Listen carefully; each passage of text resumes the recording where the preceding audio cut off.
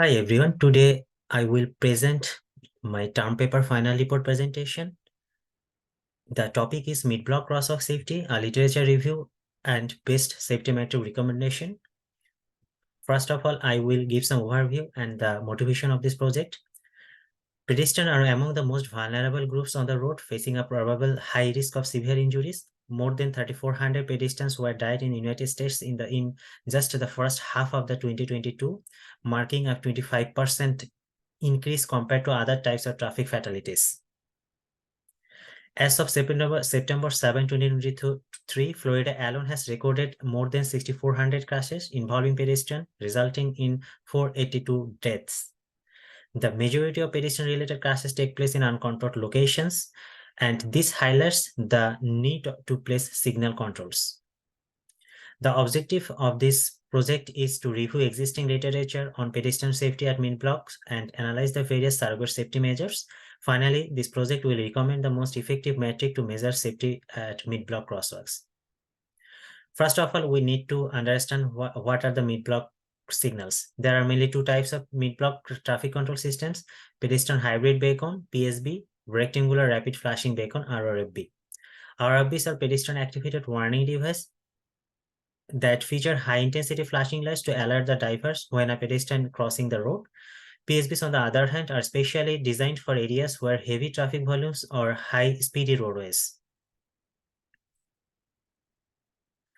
PSB displays a sequence of lights initially flashing yellow to warn the drivers, then steady yellow as a prelude to a stop condition, and finally a solid red that requires the drivers to stop.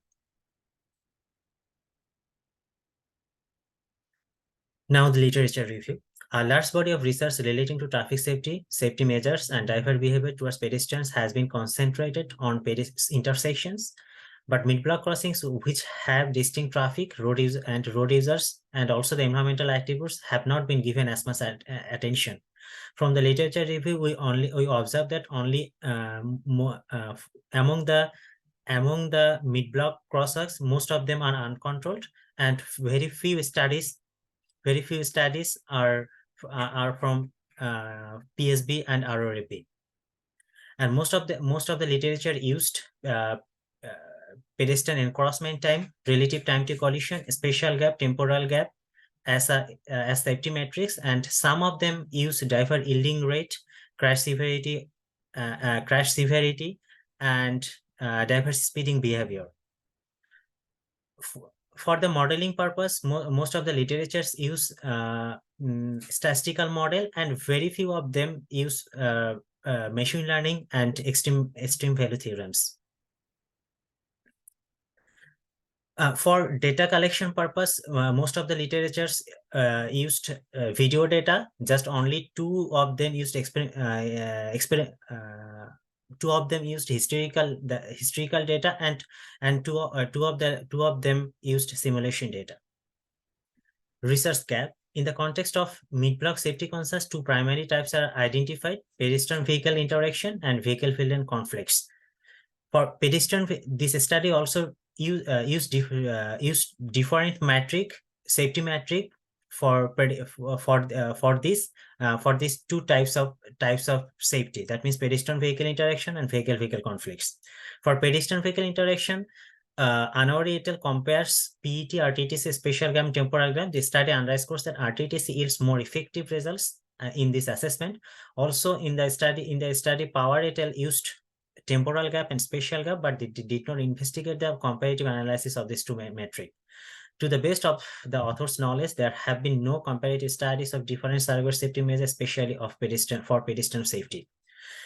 And for vehicle conflicts, most literature compares time to collision, modified time to collision, and DRSC, that means deceleration rate to avoid a crash, and confirms that MTTC performs well than others.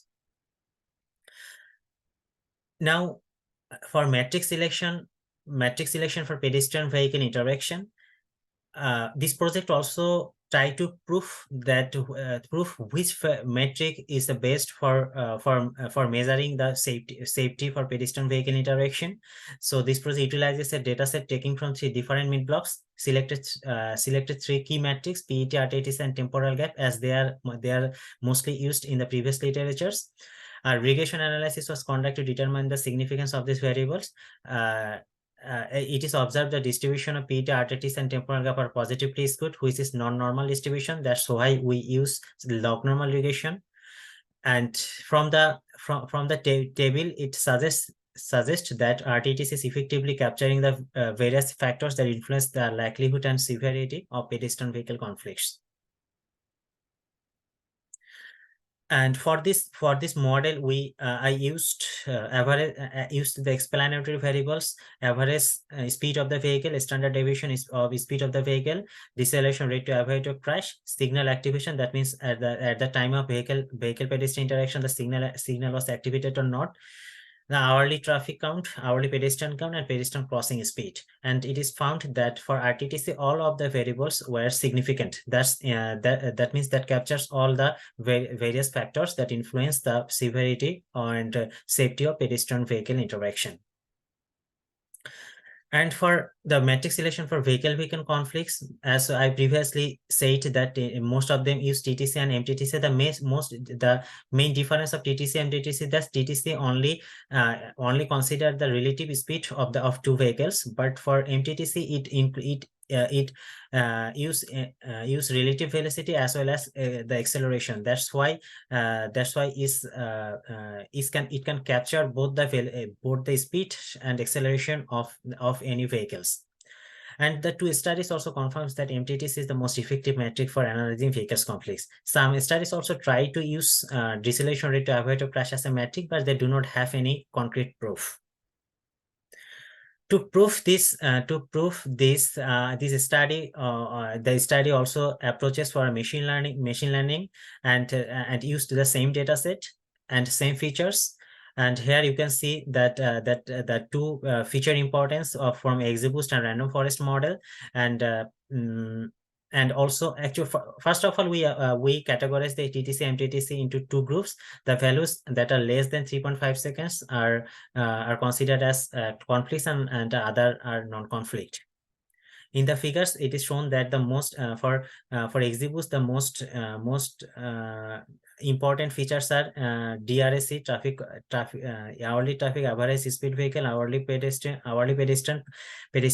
crossing speed, signal activation, standard deviation of the speed, standard deviation of the speed of the vehicles. And for the random forest, for standard deviation of the speed is showing a less important in the in the feature importance. Now the results shown that XGBoost exhibits higher training accuracy up to 89% and test accuracy 83%. The recall value for MTTC are also slightly higher for both models, indicating a better ability to identify true positives. The recall rates remain relatively low, so there is still room for improvement in accurately identifying all relevant cases. So in future we can go for deep learning approach so that we can increase the accuracy and accuracy recall value and lower the false alarm rate. Now the conclusion: this project strongly indicates that specific metrics are particularly effective in evaluating different aspects of road safety. Relative time to collision emerges as the best metric for assessing pedestrian vehicle safety. For vehicle safety scenario, modified time to collision stands out as more effective. The superiority of this metric is evident in the results of the study, underlying their importance in enhancing road safety measures. That's all. Thank you, everyone.